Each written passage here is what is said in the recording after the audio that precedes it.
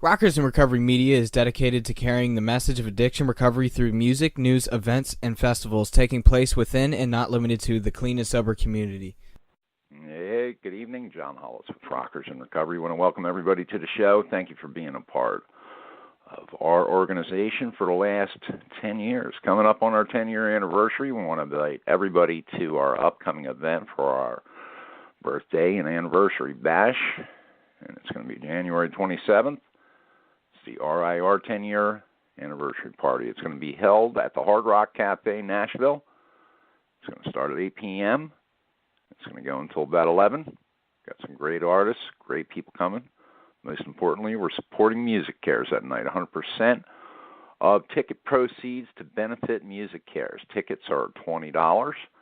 And, of course, like any other time, Rockers in Recovery, if you're, that's a suggested donation. If you can't afford that $20, we're not going to keep you from being in there. We want to be able to help Music Cares, though. Music Cares helps a lot of folks.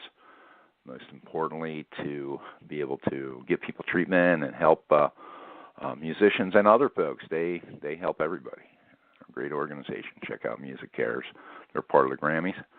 And we also want to thank everybody for tuning into our new page, Sobriety Music, and, of course, following us always on Rockers in Recovery on Facebook. Great people we're getting to hang out with online. Loving it. So I want to take this time to also go over a few things that's also going on. We have the RAR radio apps available. You can check it out at the Apple Store. You can also check it out on Google Play. And, of course, you can find everything at rockersinrecovery.com. Click on the About page, contact media partners, all the way through to our cafes, the RAR cafes. If you want to check out the Rockers in Recovery and click on the cafes, and you can get yourself some Fellowship Blend coffee. Great stuff. Check it out. I drink it myself. I love my Fellowship coffee. So in the meantime, tonight we have a great guest. Rob Adams is going to be talking about recovery and treatment. And Rob is a great person with a great organization that he works for. It's Coastal Detox. And Coastal Detox is an organization that I actually went and did a walkthrough and seen what they're all about and what they do. And let me tell you, across the board, I mean, from medically detoxing somebody to actually putting evidence-based treatment modalities in place at an early stage in the recovery development through the detox to be able to get them on to, of course, their next phase is huge. And they're doing it and they're using it correctly. It's amazing. Rob, welcome to the show, and thank you for being a part of Rockers in Recovery. John, thanks for having me, man. How you doing? Good, man. So how's your holidays shaping up? You looking good for the holidays? Oh God, yeah. I guess you can say that. Just well, I know you have kids. Yeah, unfortunately, kids, right? But fortunately, at the same time, between my whole entire family and having a newborn on the way, also with my daughter, my fiance, myself, my sister-in-law, all our birthdays surround Christmas. Oh, that's amazing. It is, but it's a lot going on over the next couple weeks. So you got Christmas party, birthday party, Christmas party, birthday party. Pretty much. It's nonstop. So let's talk about Rob and recovery, because, I mean, here's the reality. We want to be able to let people know that recovery works, and we want to be able to put a face on recovery. So, how did recovery start for you? I mean, what was the end? I mean, let's talk about that last 2 weeks. That was horrifying, probably. Most people don't come into recovery because it was great. So let's talk about that and how you started into recovery. The interesting thing is, I got sober July 7, 2006, and the interesting thing is I never, prior to that, I never knew what recovery was. I never knew anything of that nature whatsoever. It was a period of time in my life I was, I was just internally, because my external world had already collapsed at that point. I was completely alienated from, my family. There was no relationship whatsoever with them. I didn't have any meaningful friendships.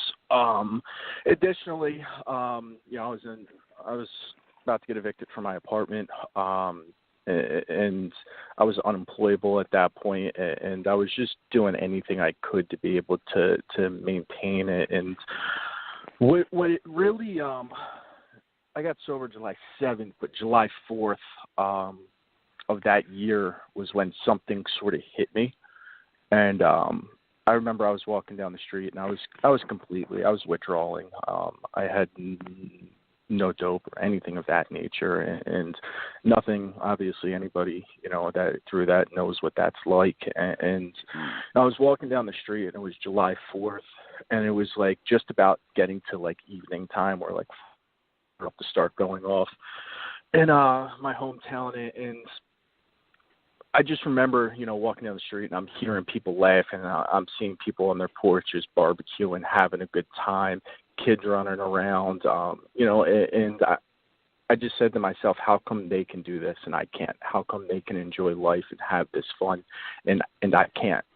And, what ended up happening was, that night I ended up getting something to get me through the night.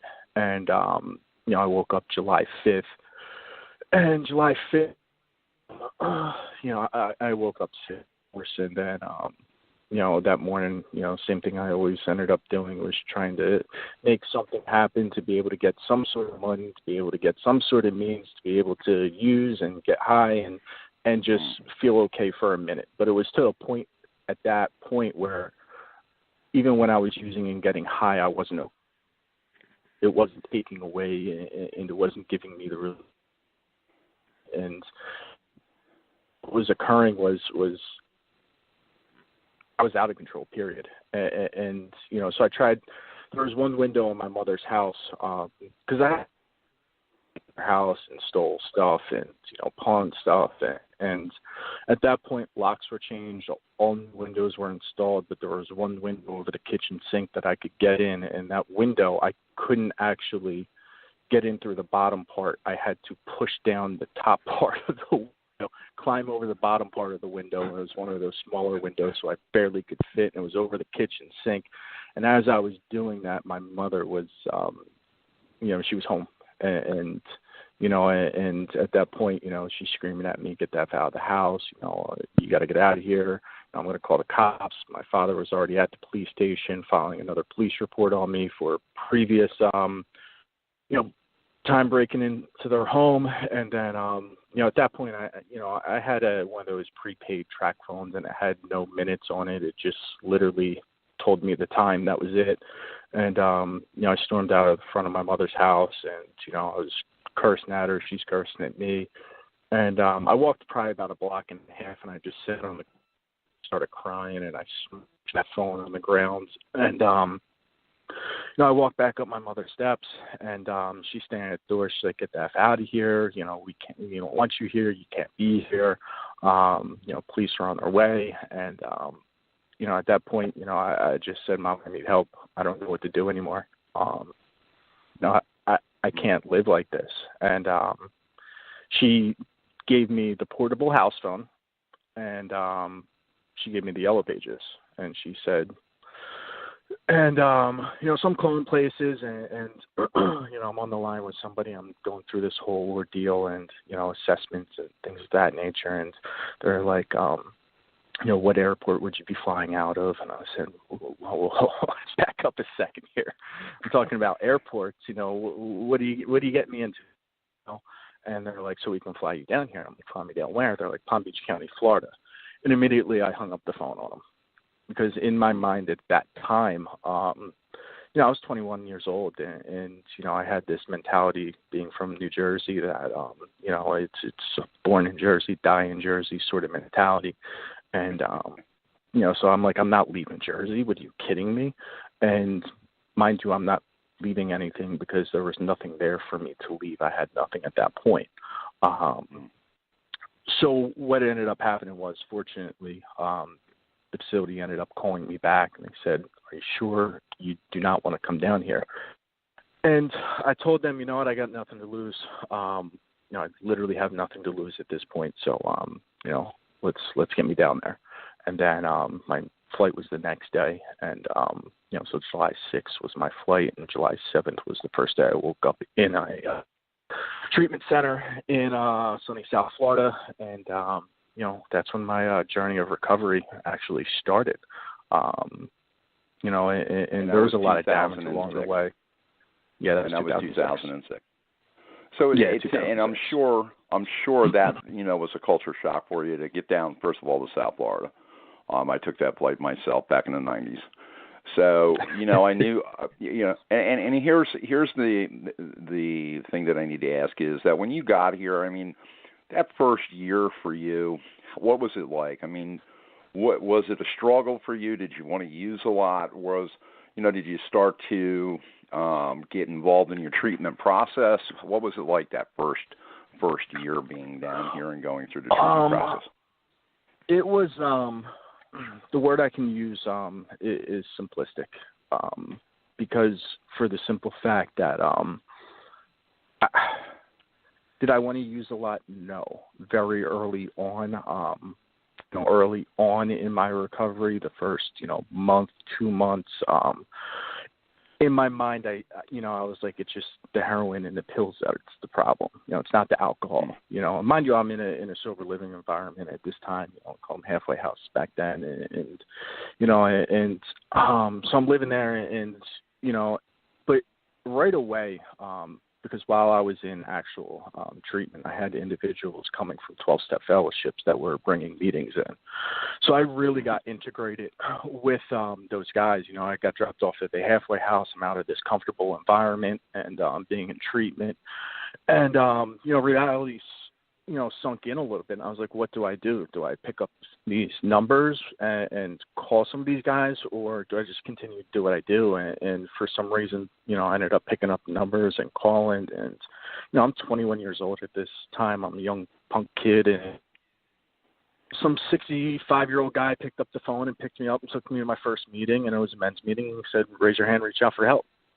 And, riddled with fear, I did that, and I was given more phone numbers, more support, and I got a sponsor right away. I started getting integrated into 12 steps, at a home group, and shortly after I got a job, and I lived in a sober living environment in Delray Beach. I took the train to Pompano every single day. I took the Tri-Rail down, and I worked a small, meaningful job. It wasn't my career. I wasn't looking for a career right away, because at that point I had no idea what I wanted to do with my life. It was just simply to pay rent and have food in my stomach, and that was it. And, everybody told me, trust this sort of process, and I started going through this process. And then, shortly after that process, getting into the step work with a sponsor and stuff like that, that thought that it was just heroin and it was just the pills and alcohol is not a problem, that thought left, because I started realizing that alcohol was a catalyst for a lot of my problems. And I started seeing the destruction that occurred in my life as a direct result of alcohol. And I realized that, it wasn't necessarily, the alcohol, the heroin, or the pills. It was me. And I'm the one, that had an illness. And I'm the one that needed to, do some work to overcome this and rely on something greater than me and get integrated into 12 steps and all this stuff. And so that thought and going through that step process, that thought and that notion of that I can somewhat drink successfully one day, that thought left, and I haven't really thought about that. I'm a drug addict and an alcoholic. Of course, do I think of, drinking and stuff like that? Of course, but, but at the same time, like, I'm aware today of in the event something like that and it's not a compulsion. No, absolutely not. There's not a compulsion. There's not an obsessive thought, and that's just me being, a human being and being, what my background is. And I talk about it every day. I work in treatment field. So of course, like, these are daily conversations, but at the same time, it's one of those things where it's, I know where that will bring me today. and it's a beautiful thing being on the other side of this and living in a peaceful life and not having that obsessive thought that's blocking out every other thought. And it's like tunnel vision. That's the thing I have to do. That's what I have to do instead of going home and seeing my daughter, go to the liquor store. Like, that doesn't occur for me anymore. You know what I mean? And it's an awesome feeling being on this side of things. Amazing, the transformation. And watching people go through that process, an amazing thing. Now, Coastal Detox, I mean, when you went through the treatment process, I'm sure you went through detox and then you went through treatment and then you ended up in a sober living environment. And you start to look at the detox process and somebody showing up, like you did and like, we all did at one point in our lives. What was it, and what is it like at Coastal Detox for a person to show up? What is the first thing that happens when they arrive at Coastal Detox? The first thing that's happened is first and foremost, wherever they're coming from, they're going to be greeted by one of the members of our transportation team. We're going to be picking them up.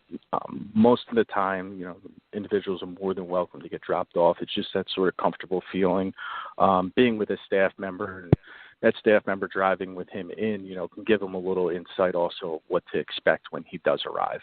When he does get there, he's going to be greeted, warmly by our staff. With any sort of intake process, there is a process where you do have to go through an admission process, and you do have to experience sort of that whole, they're going to ask you what you're using, how long you've been using, any mental health, any of those, that sort of, all those questions. But right after that, one of the things that I love about, Coastal is, and, when you were there, John, you saw as you come out of that sort of intake office and you're sort of in our open area, our staff will show that individual exactly where everything's at, where the nursing station is, where the holistic room is, where the smoking area is, where the room is, where the cafeteria is, the lounge area. And so it's a little bit more comfortable for that individual, when he does arrive to our facility. He does arrive to our facility, he's going to be assigned a room. Each of our rooms, we are 38 beds, and each bed in each room has their own personalized television also, just simply because, you have headphone sets and it's a more unique and personalized experience that they could have with whatever shows they want to watch, because you could have one person that wants this show, another person that wants this show, and then next thing you know, they could be bickering over it. So we personalized it a little bit.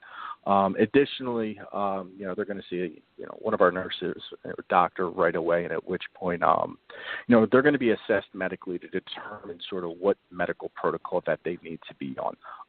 Each individual that does come in, not every individual is the same that comes to a medical detox.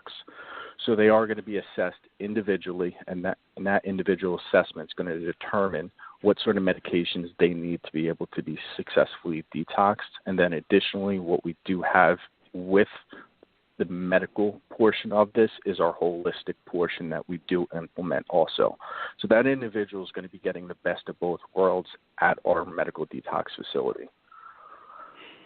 If you're just tuning in with us, we're speaking with Rob Adams from Coastal Detox. You can check out coastaldetox.com for information and, to get to know Rob better too, great message of hope tonight for anybody that was listening to his personal story. And if you want to talk to Rob, you can call him at 866-802-6848. And again, that number is 866-802-6848. Rob, in closing, in a couple of minutes here, if you could, your mom and dad struggled.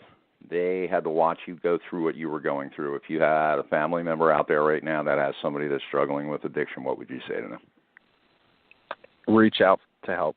I mean, there's nothing, the stigma of addiction in the household in this day and age is gone.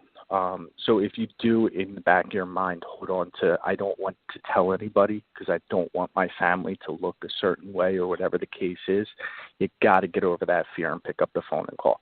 Because if you don't, there's a chance your child, your loved one may not make it through the night, especially in today's day and age. The stigma of what addiction is, it's continually being shattered, that stigma, and it's in my eyes and the way I look at it, with the amount of households and homes that are affected throughout America, it's gone. There's no shame in addiction anymore, but there is hope in recovery. And without, reaching out and calling, whether it's Coastal Detox, whether it's another facility, whether it's another family member, whether it's a friend, speak up about it, talk about it, reach out. And those ones that are in recovery, those ones that do have some sort of solution, those that work in treatment or are aware of this stuff, if you know of a family or an individual that is struggling, all it takes is 1 minute to reach out to that person. So it goes both ways, not only just the family member or that individual. It's our obligation also to reach out to the ones that are struggling. Amazing stuff, Rob. I want to thank you, and I want to thank you for everything you do personally in the recovery community, and of course Coastal Detox for all of the support they give to local events and the local community and the community across the country. So I want to again thank you for being on the show, and I invite you back in the future, and we can talk about some other modalities and different things that like music therapy to acupuncture to massage. I mean, there's a lot of different things that go on to help the body heal. Absolutely. We could talk about it for hours, John. Absolutely, man. Hey, listen, thanks for being on the show. Thanks for being a part of Rockers in Recovery. Coastal Detox can be found at coastaldetox.com. And, of course, again, you can reach Rob by calling 866-802-6848. Thank you, Rob, for being on the show. We'll talk soon. Thanks, John. Appreciate it. You too. All right. Now, we've got a young lady that's coming on next. She's a beautiful young lady. She's been part of Rockers in Recovery for the last couple of years. Her name is Stacy Hampton. Stacy is a singer-songwriter and a very good one. And you can check her out on Sobriety Music every Saturday night at 9 o'clock. And that would be, of course, Eastern Standard Time. And we're going to talk about time zones with Stacy right now. Stacy, are you with me? Yes, I am. I am. How's it going, John? Good, man. And Stacy is on Sobriety Music at 9 o'clock Eastern Standard Time, which would be 8 o'clock Central Time. So what we're looking to do is have everybody tune in this week and make sure that everybody's aware that she's got some great music. She writes really, really great songs. So you will miss out if you don't come and join her on Saturday night. And that being said, you have an event coming up. Tell me about it. I do. Over here in the panhandle of Florida, or a lot of people like to call it Lower Alabama, Fort Walton Beach, Florida, at the Green Door Music Hall. I am going to be playing with another band from Nashville, and that is December 19th, starting at 9 p.m., and that would be Central Standard Time. And I'm pretty excited about that. I really am. I've played at the Green Door a couple of times here locally. It's been a minute, and so it's going to be nice to get back over there and see those guys and jam out a little bit with the band from Nashville. And could you give us the date again? December 19th. Okay. And Fort Walton Beach. Fort Walton Beach, yeah, the big city. So the cool part about this is that your music is really getting out there, and lots of people are starting to, see and understand, and have been for quite a many years now, the effort that you put in through song and through your own experiences in recovery, and just your day-to-day experiences. You're starting to write music. I'm starting to see that some of your experiences, like Grandpa's Driveway and other stuff that you've done, is not always recovery-related, but it's definitely life-to-life related. Yeah, it's really important to me to keep I mean, don't get me wrong. Recovery is absolutely important. That's the number one thing in my life. And the other part of it, though, is the beautiful thing about creativity is like you said, taking everyday experiences and putting them into a way that you can communicate on an emotional level and tell a story with just about anything. Grandpa's Driveway was a simple request that my mom did for Father's Day. She called me up and can you write a song? And she's very good at doing that. Can you write a song for, a tribute to your grandpa on Father's Day? And so it's nice to be able to take that and kind of bring it into a creative way of bringing memories and telling a story, and in that case, bringing a family together. And I did a video for it too, and I was able to get my hands on a lot of old pictures and see a lot of my cousins and see a lot of the aunts and the uncles, and it was something that I hadn't thought about in a little while. And the interesting thing, John, is on a couple of Sunday nights a week, I play music at the facility that I work at, and I play music for clients, and Grandpa's Driveway has become an all request hit, and like half of them will lay out on the floor and just start bawling because, oh my God, all I could think about was my grandpa's house, and all I could think about was how much fun we had on the swing. So it's definitely connecting with other people in a language that everybody can speak, which is music. So in that sense, I guess you could really still veer it back, into recovery and sharing experience, strength, and hope in more ways than just one. So it's nice. It's like we always say, the universal language, if you will, to tell a story. Good stuff, man. We're going to play Grandpa's Driveway tonight. And well, he's got a couple of those Grandpa's too. Garage. Hey, man, I've been in there too. There was nothing ever good that came out of Grandpa's Garage, I can tell you that. No. One time he made me a baseball bat, and it was probably like 10, 15 pounds. I could barely lift it. It was crazy. Well, I'm talking about my Grandpa's Garage. So that being said, I want you to check out Stacey Hampton on Facebook. You can go to @StaceyHampton, and her page will come up. Check her out. Check her out on Saturday nights at Sobriety Music. And most importantly, if you're checking out our show tonight, you can listen to the replay on this within about 15 or 20 minutes. And right here at the same link, you can pass it around to your friends. You'll also be able to find this show on rockersandrecovery.com. And, of course, Fade into Black and Grandpa's Garage, or Grandpa's Driveway. I'm going to be stuck on that all night. Is two songs that she just put out, and we're looking forward to having her play them at our upcoming event that's going to be held up in Nashville, and it is the 10-year anniversary party of Rockers in Recovery at the Hard Rock. Stacey's going to be there with a bunch of other fellow musicians and people that have supported Rockers in Recovery for years, and we want to thank her for her support. And, of course, a big shout-out to Teresa and, of course, Rick Hampton. Much love to everybody, and thank you for being on the show and telling us about your next event. All right. Thanks, John. I appreciate it. Have a good night, bud. Brother. All right. Okay, hon. Bye. Bye. There's a sign on the road out on Highway Double H.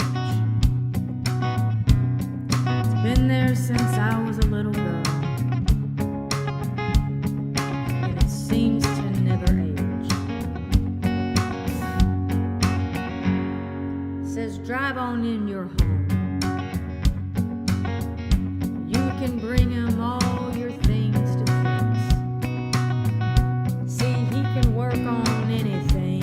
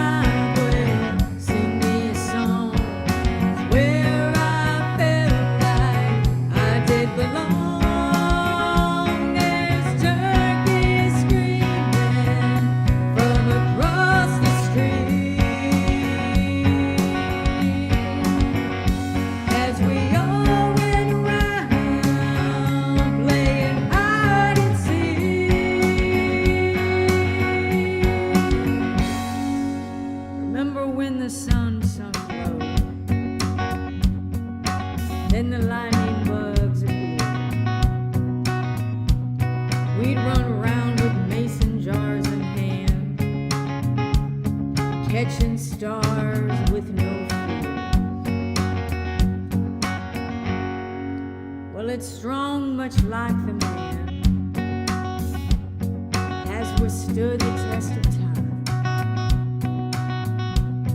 I'll return to it one day, where I spent those summer nights. Grandpa's driveway, sing me a song, where I felt like I did belong. I'm hiding out back in his wooden shed. It's where my heart and soul were fed.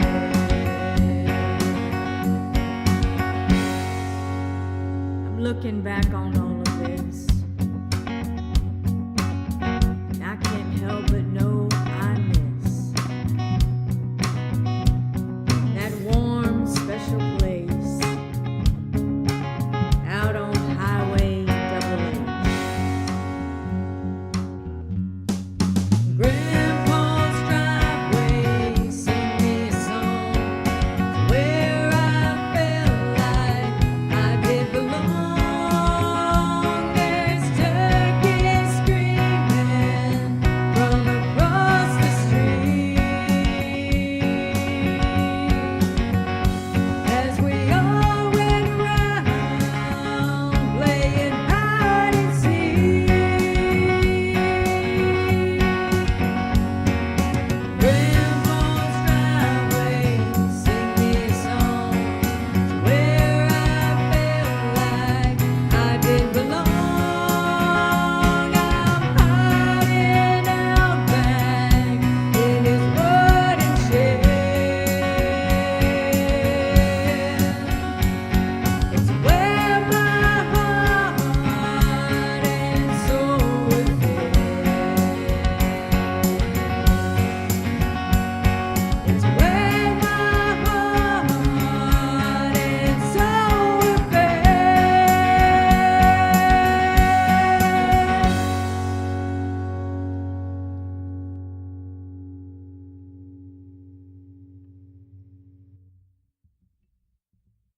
Rockers in Recovery Radio is based on opinion only and is not meant to treat or diagnose any health or mental health issue of any kind. If you feel you need help for any health-related issues, please contact a physician or mental health professional. The opinions expressed by our guests are not necessarily those of Rockers in Recovery.